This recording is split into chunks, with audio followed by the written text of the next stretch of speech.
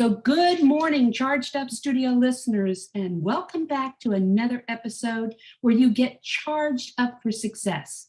I'm Dana Olivo, your host and CEO of Market Atomy, LLC. Today, we're going on a journey of discovery, one that I'm sure all of us can relate to. Have you ever experienced a time in your life when you were blindsided by something or someone that strips you of all of your confidence, robbing you of everything that you have ever worked for? Our guest today has, and she has spent the past several years coming to terms and rebuilding her reputation and her life. She is here to talk about her story and how she was able to outwit the fear that threatened to take her down. So let's all please welcome to Charged Up Studio, Miss LisaBeth Thomas. Yay! Good morning. Yes, good morning. I want to take that opening script. I've never heard something like that. Was amazing. Oh, Love that, thank you. Dana. Thank Love you. that. No, I can associate with what you're going to talk about today. I've gone through it myself. So, Yeah, you and I talked it's important. about that. Yeah, and it's important that we remember that we're not alone in a lot of this stuff, So I understand you go by LB rather than LisaBeth. Is Correct. that okay? That All is right. okay. Makes it easier when we talk. Well, and it's funny because you're Dana. Uh-huh. And of course, most people know Dana's. And I have another friend who's Dana. And it took me the longest time to get my head to switch to Dana. And so then I was so excited because I was like, oh, there's another one. Okay, I already know. I think I've only met like 3 other Danas in my lifetime, which is 65 years. So yeah. Well, she is beautiful too, and an amazing woman. So maybe that's part of your name. Yeah, thank you. So anyway, we've all experienced hardships in our lives and lives that have made us strong individuals in the end. As the song goes, what doesn't kill you makes us stronger, right? Right. Thank you, Kelly Clarkson. So what attracted me to your story, though, is the approach you took to overcoming what was holding you back. You uncovered the deep-seated fears that were sabotaging your life. And instead of just overcoming them, you outwitted them. Mm-hmm. So I'd like to learn more about this. But before we get started, can you tell us a little bit about your story and how everything went down? Well, I've been in advertising and marketing my entire life in production. And we had a 7-figure ad agency production company in Austin. We were doing extremely well, having a blast on red carpets, interviewing celebrities, working with Robert Rodriguez and Disney and Miramax and all these great things, and invited to all the parties and really well connected. And we had been doing it for 14, 15 years and loved it. Had clients as long as we were in business. So everything was great. My partner was also my husband, and I knew, honest to God, Dana, I knew early on, probably even before we were married, that I shouldn't marry him. I knew that in my gut, the way he treated, and just how he was. I was like, but I laugh because I tell my girlfriends I should have gotten a T-shirt made that said, I wanted to marry so badly, I married so badly. And it's true. I mean, he had some great qualities about him. So I don't want to make him out to be, because he had some amazing qualities, and he was a really good numbers guy, all those things. But I just knew. So as we got going, there was things that were going on behind the scenes that I was not aware of. And one of the things that happened is, and again, he was in charge of all of our operation side of it, that there was a point where he decided not to file 3 years of our personal taxes. And I'm doing my thing, creative production. I knew he was pushing back on some of the numbers with the IRS, and he was, there was some of that, but I didn't realize I didn't realize there was 3 years of, and so I don't know if you know how much interest and penalty of 3 years daily adds up. On a 7-figure business. And well, this was on our personal, not our business. So that, so that's good. But still, I mean, on our income. And for 7, one of them was for 6 years, one was for 7 years. It just unbelievable. So when it finally came to head, it was like, oh my God, they'll lien on the house, you name it. And wow, what happened is that we were in the process of divorcing, because I knew there was at a point where I was like, this is not working. And I stayed there as long as I possibly could, because a couple things. One was I didn't want another divorce because I'd been married before. Our kids had blended really well, and we had a blended family. We had a business, we had clients, we had employees, and I didn't want to go down that. right. But I just wore this mask, and you and I talked about this in our call earlier. I just wore this mask that everything was fine. Everything was fine. And I was going to work it out. I'm a trooper. I'll make it happen. But inside I was dying. So when I finally pulled the plug on the marriage, all this bubbled up and all this mess. And so he pleaded hardship with the IRS because he was out of the business. So the IRS just basically, he had a very small stipend he had to pay, but the rest of it came to me, came to the house, came to the business. So I'm talking, I'm talking over 6 figures of money. And so when the IRS came in and started scooping out money from the business, I kept saying, that's not my money. That's media buy money, and that's client money, and that's and it doesn't matter. Even if it's a corporation, it didn't matter. It didn't matter because it was a way for them to get revenue. And I, at that time, owned that business. I am an LLC, or I was an LLC, I should say. I was an LLC, but okay. It's still, there was revenue, there was dollars. How much can you take out of that? Anyway, and then the lien on the house. And I was robbing Peter to pay Paul for so long because I was trying to take care of this and keep that house of cards from falling. Meanwhile, I have employees, I have clients, my creativity, my self-esteem, my confidence is in the toilet, right? Because I'm just a mere shell of myself. And finally, through it all, I had to dissolve the business because I just couldn't do it. And people said to me, why don't you just go get a new business? Well, your listeners and you probably have been there when you're at your bottom. Yeah. You're at the bottom. You're not ready to jump right into the same thing. You've got to take a step back, and you've got to really start exploring, okay, where did things go wrong?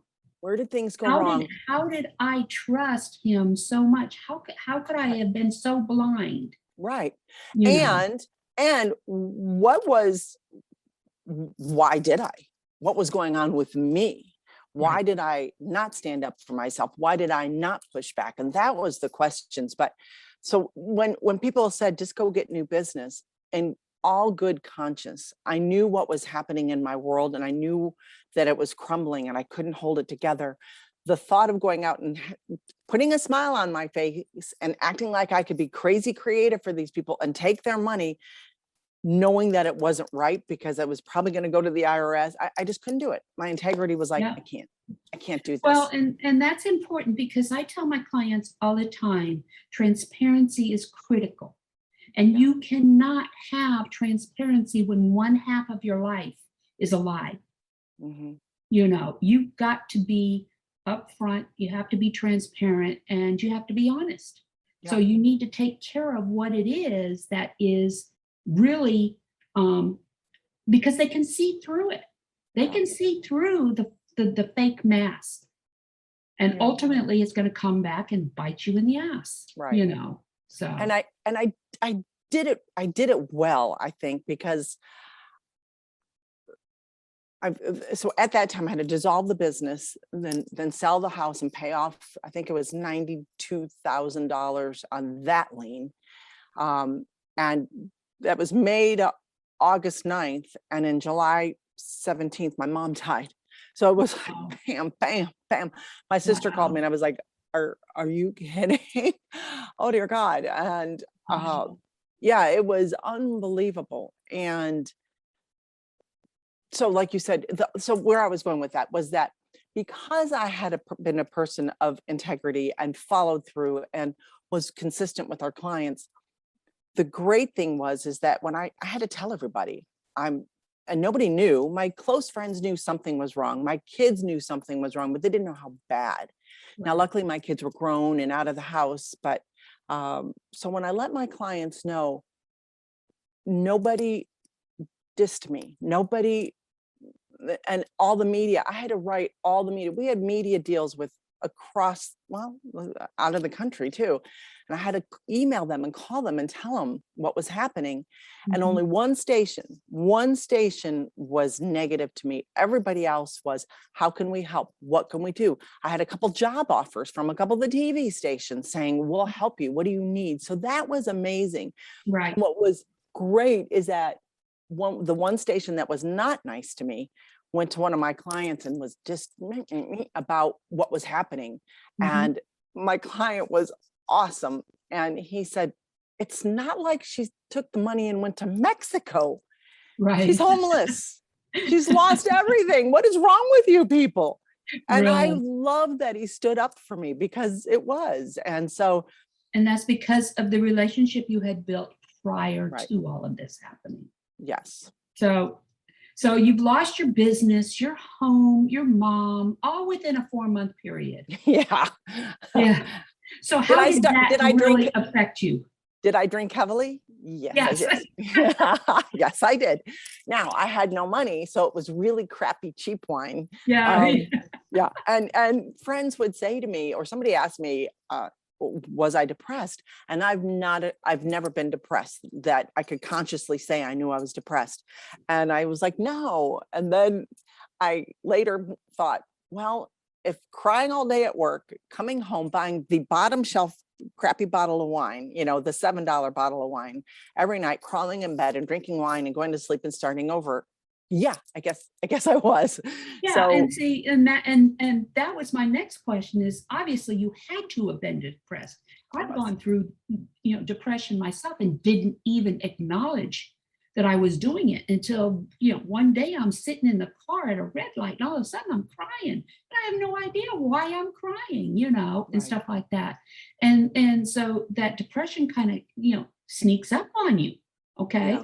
So the triggers that finally got you to move forward, what were they? Oh, that's a good question. The triggers that finally got me to move forward were, I couldn't stand who I had become. I was so distrusting. I was so angry. I was so hurt. I was a shell of myself. I would look down and literally go, where did I go? What happened to me? But here is the big thing. And this is the biggest thing that happened. It's when I stopped. Let me back up. I allowed myself to grieve. And I think that's really important because again, people say, just pull yourself up, go on out. And I get that. I am a positive, whatever person. But what you just said, Dana, is so true. You had it shoved down. You had it. So it comes out when you don't, it doesn't, it comes out. It just comes out. It just comes out. Yeah. So I gave myself some time to grieve. I lost it all. Yep. I was sleeping on people's couches. My mom's gone. I can't even call my mom to tell her what's going on. So I allowed myself to grieve, but I didn't stay there. And that was the big thing. And I remember wallowing in my self-pity. And I got so sick of me telling my story to other people, validating my story, how horrible this is. And all of a sudden, I one day said, what's my responsibility in this? That's exactly it. Yeah. And when I stopped blaming everyone else is when my life turned around, because I can't control what anybody else does. No. But I can only control what I do. And when I realized, and how you react to it. Right. And so when I asked myself that question, I said, what is my responsibility? and I stopped blaming is when my life shifted. And so that Oh, was the key trigger. right. So how did you move forward then? Once you've identified and you've realized, okay, I have my responsibility in what happened to me as well. How did you start moving forward? I I started really looking deep. I started digging because I saw patterns in my life. I Mhm. saw patterns of avoiding. I was the queen of avoidance. And I used to laugh because I would say I swept so many things under the rug because I didn't want to deal with them that I would trip over them, trip over the bump because I was just like, I don't want to deal. But when you don't deal, like we just talked about, they're still there. They're still there. So Yeah. when I looked at why I avoided, I looked at why I didn't say, no, this is not going to happen. And no, I'm not going to get screwed. And no, I just rolled out. And then I realized how afraid I was, how much fear I had. But the thing was, it wasn't in my face that I had fear. Right. It was back here. So Yeah. I allowed things to happen to me out of my fear. And that's So, where I came up. That's why I say it's sabotage.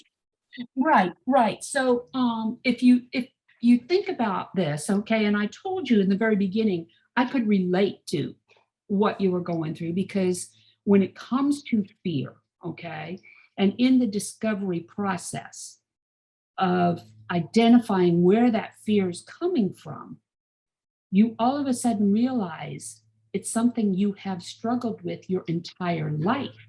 This incident just latched on. Does that make sense? Mhm. Okay. So in Right. your discovery process, what realizations did you come to as far as your relationships and your business? What were some of the realizations that came up and stared you in the face and said, I understand now? I understand now. Yeah. I The biggest one for me, and I'm going to bet that a lot of your listeners and viewers are going to get this, and I'm going to guess more women than men, but I could be wrong. One of the biggest thing I came up with was that I really felt I was worthy and not good enough. And those are two fears. I'm not worthy of this success, and I'm not good enough to have it or to speak up. My opinion really doesn't matter. But you know how that translated into business? I undervalued myself Yeah. all the time. And that's the point that we would work up a proposal and I would always undercut myself, always. And then when I went through this process, I realized people are making thousands, if not millions of dollars off of my creativity and my ideas. Why shouldn't I get valued for that? Why shouldn't Yep. I get paid for that? Mhm. But because it was going back here, Yep. I just kept Yep. justifying it. Oh, I don't want to, or what if they say no? You know, You know what that boils down to, and it was a realization I came to with my own on my own self, or with my own self, is that fear. It translates into, okay, I'm a smart individual. I can do what I want. I'm good at what I do and everything, but the belief is only part of the equation. The receiving is the other, and if you can't receive the rewards for your belief, and this is where you were going, okay, you didn't think that you were good enough to receive those rewards, right. for what you Absolutely. were able to do. And I also didn't promote myself. I have a good friend of mine, Lisa Copeland, would get so mad at me because she would introduce myself, and she is the networking, connection queen. Right. And I would introduce myself, and she would say, "Oh my God, LisaBeth worked on Hope Floats. She works with Robert Rodriguez." And she would say, "You have got to start." You got to start tooting your own horn. Right. And I didn't want to be arrogant about it, but then I thought, why not? I Yeah. am good at what I do. Yeah. I'm an expert at what I do. But again, like you just said, it was that belief, and I just didn't know it. There was that Right. fear, and it held me back. And it Yep. held That's me back in my exactly it. personal relationships too. Because Yep. again, I wouldn't stand up for myself. My opinion became second. I wanted to make sure Right. everybody else was good because I want everybody to like me. And Yeah. Yeah, isn't that a good one? Oh, yes. So Oh, many of us yes. can relate to that one. Uh-huh. Yeah. No, so you refer to outwitting fear. Can you explain to the audience the difference between outwitting and overcoming fear? I don't know in my lifetime if I'll ever overcome my fear because it still pops up. I'm working on a proposal right now, and right away I start going, well, maybe, and I go, stop it. You know, of course you are. And that's one of the key things when you realize what your fear is, to recognize it as soon as possible and then look at it straight in the Right. face. So that's why I called it outwitting fear, because it still shows up, it still pops up, but I have come up with ways to outwit it. And hopefully one day I'll overcome it. But I don't know if anybody really does, because we've carried them all of our lives. And this is a really cool thing, Right. Dana, is that we're only born with two fears. We're born with the fear of falling and the fear of loud noises. That's it. We're born with those? We're born Wow. with those. That is it.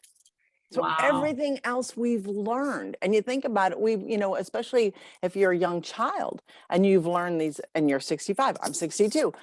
How long have we been carrying? What is that cellular memory? I know. That's been going on for Yeah.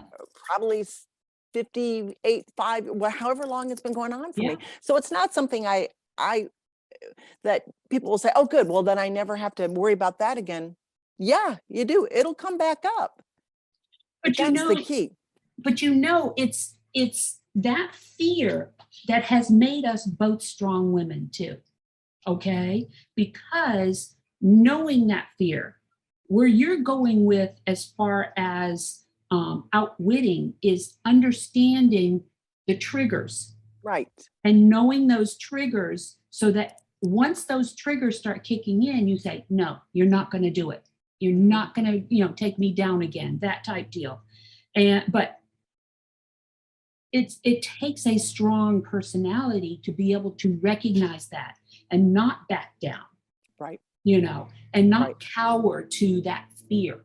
Right. For the longest time after my accident down in Brazil, it was because I was going through PTSD.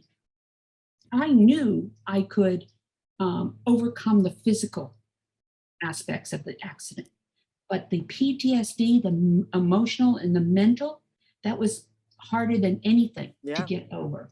And that's where your childhood, the way you were treated in your childhood, in my case, I had a mother who was constantly putting me down. That's where my insecurities came from, and you grow up with that and you think, okay, I've gotten over this, I'm Right. past it, but it's not. It's Yeah. not, because every time it happened, every time you are actually building, um, putting building blocks up to kind of offset it, Mhm. and all you're doing is burying it down lower and You're lower just and lower, That's right. you know. And like you said with your mom, your mom is someone that you love and trust and believe in. And so if Yeah, your mom says something about you, then you're like, wow. yeah. Maybe you don't think it right away, but it goes back here of, well, maybe she's right. You hear it Well, enough. And she wasn't, yeah, but it's there. it is. And And you can't um condemn yourself, because it's stuck in there. It's not you necessarily.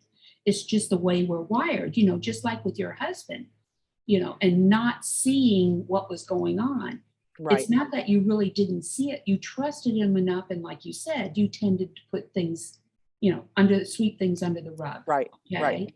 Okay. And, I do that a lot of times. I'm very trusting, very naive in a lot of things. Yeah. But I would rather be that way than suspicious all the time.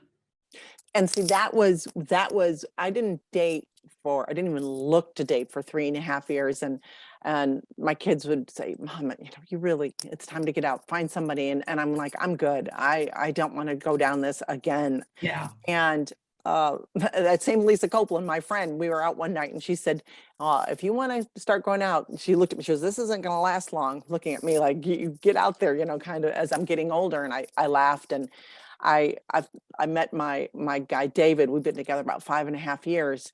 And you're talking about being suspicious because of all my hurt.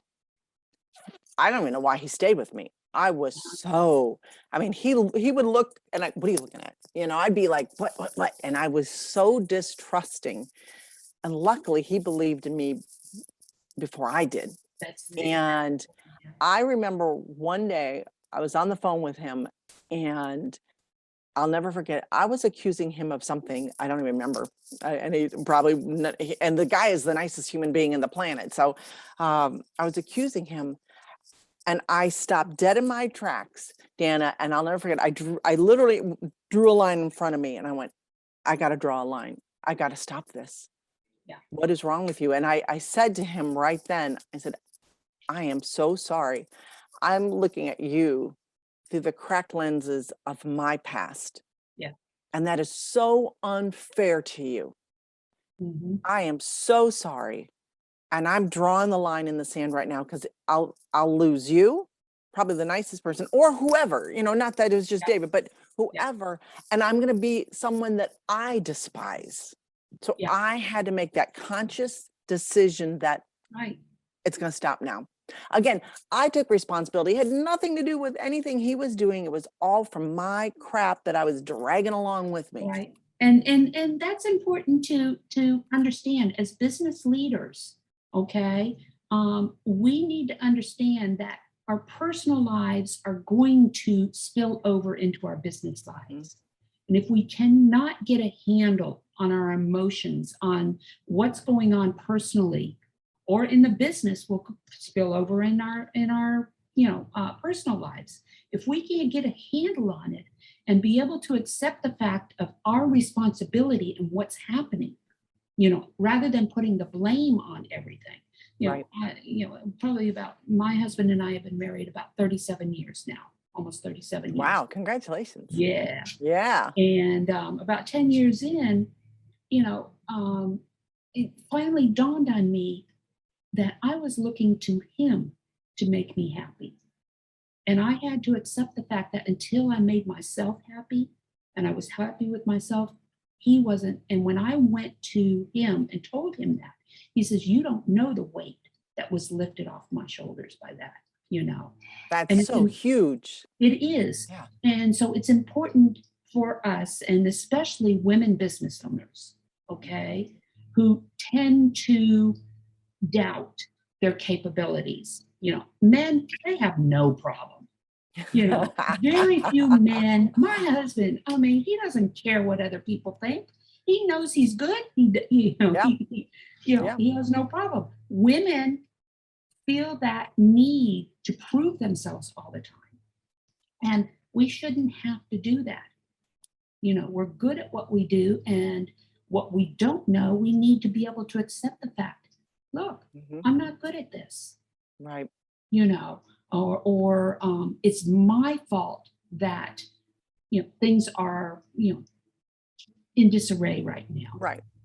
So, we have to be able to accept the fact that, it's not wrong to let our vulnerability show through. It's one thing I have found over the 12 years that I have been out on my own, is the more I showed my vulnerability, the stronger my customer base became. Yeah. Isn't that true? It is, because they're no longer just clients. They are actually friends. They are relationships. And they trust when I come to them and tell them, you need to be doing this, or you need to be thinking about this. They will take a step back and they'll think about it. I'll have a conversation with somebody in a 30-minute consultation, and they'll walk away and they'll say, oh my God, I didn't even think of it that way. That's so great. You just opened up my eyes. That's what they're looking for, is they're looking for someone who they can connect with, because their businesses are their lives. Right. And they're going through their things. Yes. That's one of the things I always try to everybody to remember, that I don't care who you are, you're going through your stuff. They're going through their stuff. Right. Absolutely. And you brought up vulnerability.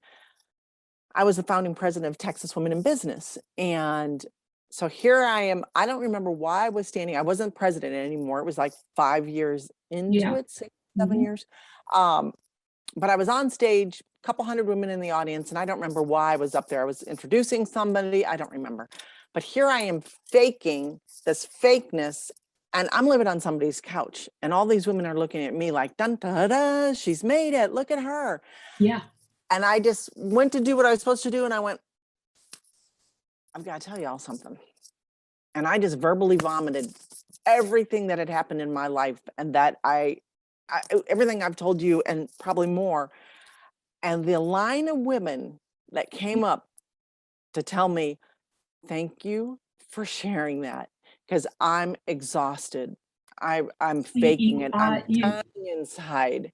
You changed their perception of you from being up on a pedestal Untouchable. to being on their level. Right. And that just opens up that relationship, you know, and we can learn from each other. I can tell you, I've learned from so many of my girlfriends, you know, how to manage my feelings, how to manage my fears, Right. you know, and stuff like that. So, yeah, no, definitely. So I understand you have, no, a few years have passed since losing everything. Right. So where are you now? I am now at the top of my game, but in a different way. I am loving life. My confidence is back. Business, I'm working with clients that I just enjoy. And what's beautiful is that my whole team, we still work together, but we're not under a roof.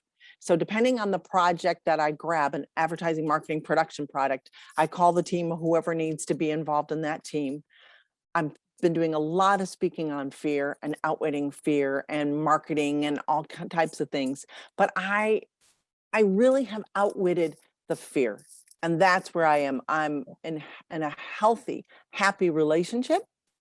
Business is amazing. And what was really funny, I know when I was telling you that I had to call all the clients and tell them that I was no longer an agency, because I can't buy in this market anymore. I can't, I just, because I still, I owed them a lot of money. Mhm. I'll never forget D.R. Horton. I don't know if you know D.R. Horton, the home builder. Mhm. One of our clients, we have the Central Texas had the ad group, and I emailed them, called them, told them dissolve, blah, blah, blah. And then Christmas came around, I got the call, hey, great, for Christmas, the campaign we want to do is, and I said, do you remember that I called you? Do you remember that I had to dissolve my business? And they're like, yes, we do. But the ideas we have for they were like, keep going. Keep I mean, going. keep going. And it was amazing. And so Yeah. one of my main number one girl in the company, Kelly, she then opened a media buying business. So I would do creative, she would do the media buying, all the money would flow through her. So there was no commingling. And so all of our clients kept working with us. It was amazing. Isn't it amazing how you can figure out how to make it work when you take a step back and reevaluate, you know? Right. Yeah, no, definitely. I am so glad to hear that, you know, things have worked out. I want to ask, okay, what about the ex? But we don't need to get into that. I have not, I ran into him one time. I have not seen him in 6 years. I don't even talk to him. I don't even know I don't know where he is. I don't care. I wish him well. I wish him many blessings. And when I got to that point as well, when I got over my, oh my God, and started just blessing him and say, good luck to you. That's it. That's it. I'm done. You know, And the biggest thing for me is the healthy brain I have right now. And you said it earlier. There's so many times something will come up and we go, oh, I'm afraid of that. Or why does that piss me off? What is that trigger that's pissing me off? Because it may not piss you off, but it's pissing me off. Well, there's usually a fear tied to the bottom of that. What is making you afraid? And that's That's the key. When you're in that mode, and sometimes people will say, well, I have a fear um, of a fear of failure. I have a fear of that. That's a big fear. That's a big But fear. it's a big fear. But I was talking to this guy the other day. He said, my fear of failure. And I said, okay, well, what would happen if you fail? And this is part of the course of outwitting fear. Right. What happens if you fail? And then he would share. And then, well, then what would happen? What would that do to your heart? We worked all the way down where all of a sudden he went, I'm afraid my family wouldn't love me anymore. And that's what it all boils down to, getting to the Bottom of, Right. where did my fear come from as far Right. as my mental health after the accident? Okay. Right. Because then you can outwit it, because once you know what it is, then you can go, Right. oh, wait, of course my family is going to love me. And of course I'm not, but that is what's driving this. Yeah. But you Yeah. can't deal with anything until you know what it is and you can call it by name. And so for me, let's say with David, if something comes up and all of a sudden my insecurity comes back up, or my not being good enough, and he'll pop up and he'll say to me, what are you doing? What are you thinking about? I'll say, what? I'm trying to figure out. I'm trying to think out, am I just mad at you, or is this my insecurity? And if it's my stuff, I go, oh, like you said earlier, I know what you are. And that didn't work for me in the past. Go away. Exactly. But I Exactly. have to see it, name it, and then do something. I don't want to shove it down, because Yeah. it will come out. It'll come out with maybe a reaction instead of a response. I'll say something I wish I didn't say. Yeah. But taking that 3 to 5 seconds, so that's all your brain needs to That's go all from it needs. reaction. It's all. So Yeah. take that moment and go, what is this? Why am I doing this? What is driving this? And then respond. And I'm proud to say, in 5.5 years since, and David has done the course and all that, I don't think we've actually ever fought, because the minute we get there, we discuss it. And That's good. That's good. That is Yeah. very good. Yeah. Yeah. All right. So this course that you offer, tell us a little bit about that. So the course is an amazing course. It takes just about an hour, and it truly is.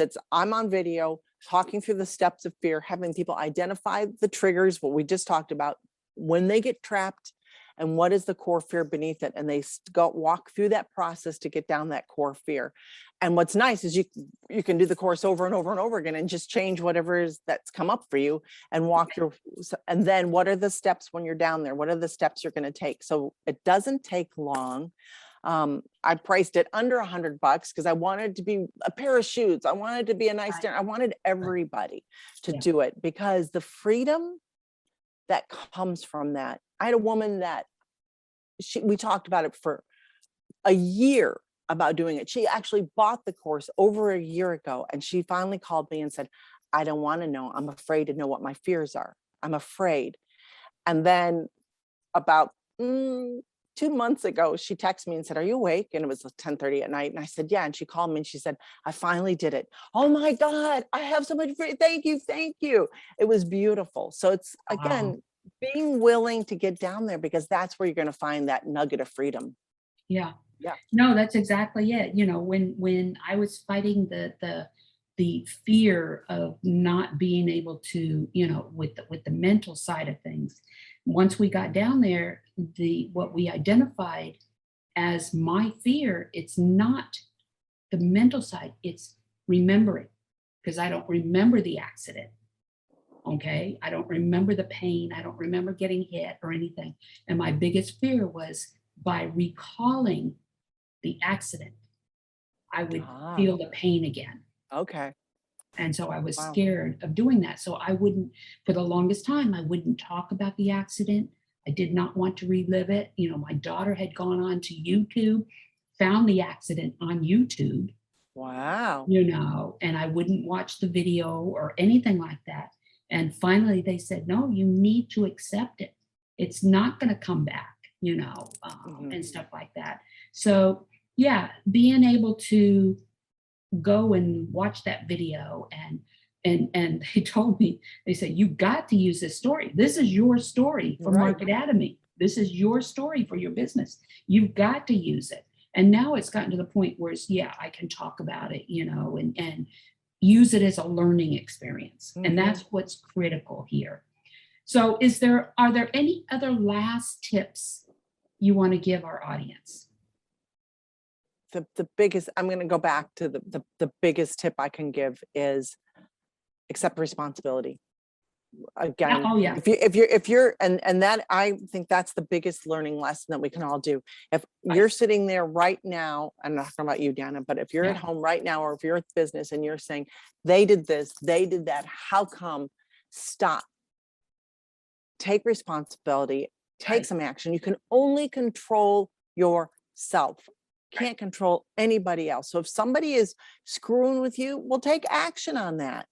Yeah. So you deserve it. Take action. If there's a fear, and I find this a lot when I work with companies, when people don't stand up to clients or don't push back because they have that fear of not being loved. They have that fear of, oh, what if I'm going to lose my job? I'm not good enough, so I better not say anything. But you are all those things. And you're not going to make everybody happy all the time, and don't plan on it. Yeah. You really aren't. Exactly it. But again, it's going back to undervaluing who Right. we are. And once you really get that on you, when you get that, I am valuable. What I have to say matters. Yeah. So tell our listeners how they can get a hold of you and how they can register for the course should they want it. Easy. My website is LisaBethThomas.com, which is real easy. And then there is an email connection there, or they can just email me at lb@LisaBethThomas.com. You can get a link to Outwitting Fear from there, or outwittingfear.com direct. But when you go in, if you choose to take the course, there's a promo code. Put in podcast. I put that in to get 10% off. I put that in this morning. So if anybody wants to have a discount and say, hey, let me try it. So it is so well worth it. I've not had one person take this course that did not write back and say, thank you. Thank you. I'm going to tell you this one story really, really fast. I had a friend of mine who took it and called me and said, I'm exhausted. I said, from the course? And she said, no. She said, but I realized my fear of not being good enough. I didn't know that. I never put words to it. She said, but when my mom came, when I was a young girl and my parents divorced, and my mom came and got my sister and took her, and I stayed here with my dad, I watched my mom with my sister getting in the car from the living room window and went, why am I not good enough for her to take me? Yeah. Why doesn't she love me? And she was, my entire life has been spent wanting people to love me and like me. And I'm exhausted, but now I know why. Yeah. So it's beautiful. It's really beautiful. Yes. Exactly. Yeah. So that concludes our podcast for today. Yay. Let's please leave a review on any of the streaming platforms that you're listening to us on, or go to our Charged Up Studio Facebook page and leave a review there. Charged Up Studio is a product of Market Academy, the e-learning system designed specifically for micro business owners. For more information or to register for many of our courses, go to marketacademy.academy. So that's it, folks. Tune in next week for another exciting episode of Charged Up Studio, where small micro businesses get charged up for success. And thank you, LB, for joining us today. Thank you, Dana.